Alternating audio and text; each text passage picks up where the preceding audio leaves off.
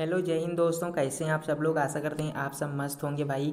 दोस्तों आज का ये वीडियो आपके लिए बहुत ही ज़्यादा स्पेशल होने वाला है। आज की इस वीडियो में दोस्तों मैं आप लोगों के लिए कक्षा 10वीं इंग्लिश के सबसे ज़्यादा इम्पोर्टेंट क्वेश्चन बताऊंगा जो 100% आपके एग्जाम में देखने को मिलेंगे। ठीक है, तो सभी प्रश्न अपने आप में बहुत ज़्यादा इम्पोर्टेंट हैं, तो आप लोगों को दोस्तों सभी प्रश्न को ध्यानपूर्वक पढ़ लेना चाहिए, क्योंकि दोस्तों इससे बाहर प्रश्न आपके परीक्षा में नहीं आ सकते, क्योंकि ये कई बार पूछे गए प्रश्न हैं और यही सारे प्रश्न ज़्यादातर बार रिपीट होते हैं। ठीक है, क्लास 10th के एग्जाम में इंग्लिश के पेपर में, ये इंग्लिश का पेपर है भाई आपका। तो पहले तो हम लोग देखेंगे एक पैसेज आपका। तो पैसेज से रिलेटेड तो मैं कुछ नहीं कह सकता, क्योंकि पैसेज का कोई पता नहीं होता कि कौन सा पैसेज आएगा। तो मैं एक पैसेज आपको बता रहा हूँ, उसका फॉर्मेट क्या रहेगा। ठीक है, तो फॉर्मेट आप लोग जान जाएंगे तो कोई दिक्कत नहीं आएगी एग्जाम में आंसर लिखने में। ठीक है, तो आइए पैसेज को पढ़ते हैं और फिर उसके आंसर को भी देखेंगे जो क्वेश्चन पूछे गए होंगे। देखिए, language is a wonderful gift given to man.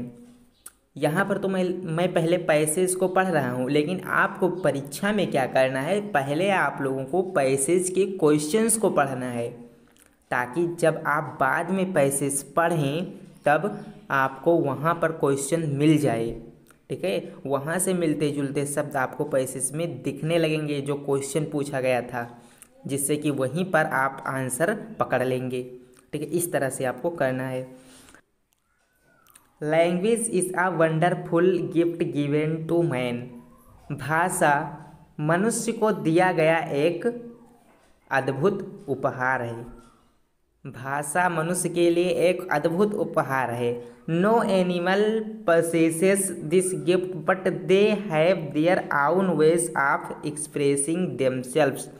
जानवरों में तो ये गुण नहीं होता भाषा का, लेकिन उनके पास एक तरीका होता है जिससे कि वे कुछ एक्सप्रेशंस के माध्यम से अपनी बात को कह सकते हैं। ठीक है, When an rabbit sees an enemy, it runs away into its hole. जब एक खरगोश अपनी शत्रु को देखता है तो यह अपने बिल की ओर भागता है। इट्स टेल, जो इसकी पूंछ होती है, विच इज वाइट, सफ़ेद होती है। Bobs up and downs as its run, और जब यह दौड़ता है तो इसकी पूंछ ऊपर नीचे होती रहती है।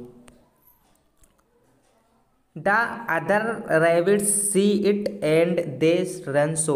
जब एक रैबिट दौड़ रहा होता है और उस रैबिट को दूसरा कोई रैबिट देखता है तो वो भी दौड़ने लगता है, क्योंकि उसे पता चल जाता है कि हाँ कोई शत्रु हमारे ऊपर आक्रमण करने वाला है। इसलिए कोई और जो रैबिट होता है वो भी साथ में, वो एक ग्रुप में दौड़ने लगते हैं। ठीक है, जब कोई देखते हैं तो एक दूसरे को।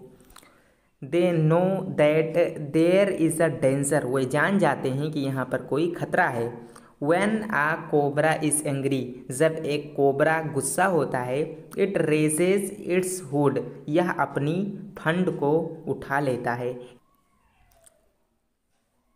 And makes itself look fierce, ठीक है, और अपने आप को डरावना दिखाने की कोशिश करता है, अपने फंड के माध्यम से लोगों को डराता है। This warns other animals when a bee has found some food. जब कोई मधुमक्खी अपना भोजन ढूंढ लेती है, it goes back to the hive, यह अपनी छत्ते की ओर चली जाती है। It can tell the other bees where the food is by speaking to them, but it is does a kind of dance in the air. Some animals say things by making sounds. A dog barks when a strange comes near. A dog barks when a stranger comes near, जब कोई अजनबी कुत्ते के पास आता है तो वो भौंकने लगता है। ठीक है दोस्तों। सम animals say things by making sound, कुछ जानवर अपनी आवाज़ के माध्यम से अपनी बात को कहते हैं, जैसे कि कुत्ता जब कोई अजनबी देखता है तो भौंकने लगता है। ठीक है, इस तरह से। तो आइए देखते हैं इस पैसेज के क्वेश्चन को। A cobra raise it shoot when it is. एक सांप अपनी फंड को उठा लेता है जब वह गुस्सा होता है। ऑप्शन सी सही आंसर हो जाएगा इसका। आइए दूसरा प्रश्न देखते हैं। When a rabbit sees an enemy, जब एक खरगोश शत्रु को देखता है तो क्या होता है दोस्तों? इट रन नहीं, ये तो रफ से, it runs away into its hole, यह अपनी होल की तरफ दौड़ता है। ठीक है, ऑप्शन डी करेक्ट आंसर हो जाएगा।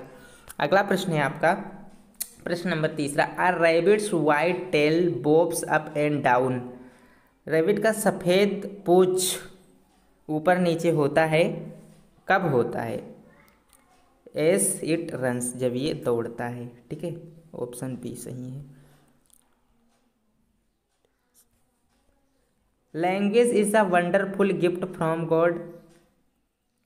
ईश्वर के द्वारा दिया गया अद्भुत उपहार भाषा है। किसको दिया गया है ये उपहार? तो ये दिया गया है मैन को, गिवेन टू मैन। ओके, अगला प्रश्न है हमारा। द वर्ड पसेसिस मीन्स, पसेसिस वर्ड का क्या अर्थ है? तो ये इसका अर्थ होगा आउंस, अपने आप में। सी राइट आंसर होगा। फिर सेक्शन सी हम लोग देखें तो ग्रामर का है। देखो सेक्शन बी हमने स्किप कर दिया है क्योंकि राइटिंग पोर्शन आपको खुद करना पड़ेगा। ठीक है, उसमें मैं कोई हेल्प आपका नहीं कर सकता। हाँ, आप कहेंगे तो मैं जो इम्पोर्टेंट चीज़ें हैं उनको बता दूंगा कि कौन कौन से टॉपिक्स आपके राइटिंग पोर्शन में आ सकते हैं। तो एक बार कमेंट कर दीजिए अगर चाहिए तो।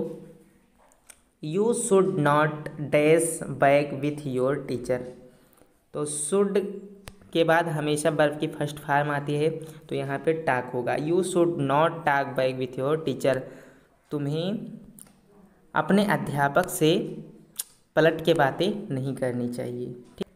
तीसरा प्रश्न है। By the time she was 15 she had become a beautiful singer. यहाँ पे हैड बिकम आएगा। चौथा प्रश्न है। You should obey the advice of your teacher. तो यहाँ पे क्या भरेंगे भाई? शुड भरा जाएगा, ऑप्शन नंबर सी। यहाँ पे ऑप्शन सी भरेंगे, शुड। ठीक है, सेक्शन डी देख लेते हैं अब। तो यहाँ पे हमने कुछ ही क्वेश्चंस लिए हैं क्योंकि ज़्यादा लॉन्ग वीडियो बना दूंगा तो आप लोगों के ऊपर बर्डन हो जाएगा, आप लोगों को ज़्यादा फिर पढ़ने का मन नहीं करेगा। तो थोड़ा थोड़ा हम लोग पढ़ते चलेंगे, एग्ज़ाम के टाइम तक आपका सारा कुछ क्लियर कर देंगे। ठीक है, read the given extract and choose the correct option to answer the following questions. ये आपका पोएट्री से लिया गया एक एक्सट्रैक्ट है। ठीक है दोस्तों, इसको आप लोगों को पढ़ना है और नीचे दिए गए क्वेश्चन के आंसर देने। बहुत इंपॉर्टेंट है, बहुत बार पेपर में आया है और यही आने के चांस रहते हैं ज़्यादातर। ठीक है, बहुत इंपॉर्टेंट है ये वाला पोर्शन आपका। Has given my heart a change of mood and shaped some part of the day I lived. पहला प्रश्न है आपका। Who compose the above line. इस लाइन को किसने कंपोज किया है?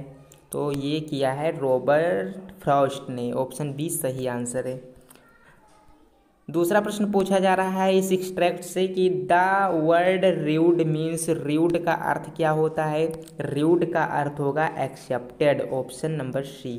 ठीक है, अगला प्रश्न है आपका। What has the poet saved. What has the poet saved. कवि ने क्या बचा लिया था? Some part of the day, option ये सही होगा। ठीक है, ऑप्शन ये some part of the day. ठीक है, समझ में आया ना? बिल्कुल ऐसे ही प्रश्न आएंगे दोस्तों, ज़्यादा टफ प्रश्न नहीं आएंगे, यही सब प्रश्न देखने को मिलेंगे आपको परीक्षा में। छठा प्रश्न है आपका।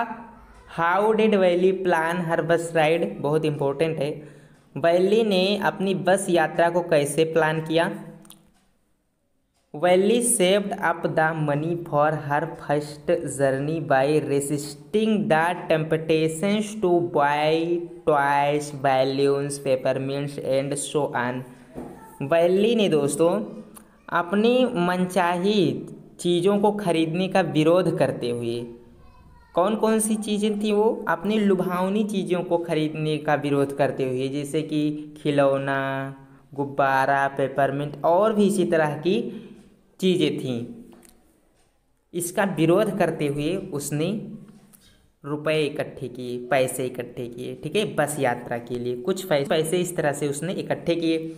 It was very difficult for her to save money. यह उसके लिए बहुत मुश्किल काम था, क्या? पैसे बचाना। Thus she had been able to save 60 paisa for her first bus journey. इस तरह से वह 60 पैसे अपनी बस यात्रा के लिए इकट्ठे कर पाई। ओके, तो ये थे कुछ पॉइंट जो बताते हैं कि वैली ने अपनी बस यात्रा के लिए पैसे कैसे इकट्ठे किए थे। 7वां प्रश्न है, Anne is an intelligent girl. Anne एक बुद्धिमान लड़की है। Give instances from the text to support your answer. तो आंसर में लिखना है आप लोगों को, Anne was indeed an intelligent girl. She was only 13 but her diary shows she was mature for her age. Anne वास्तव में एक बुद्धिमान लड़की थी। She was only 13 but her diary shows, उसकी डायरी दिखाती है, सी was mature for her age, वह अपनी उम्र में परिपक्व थी। ठीक है। She decided to write a diary.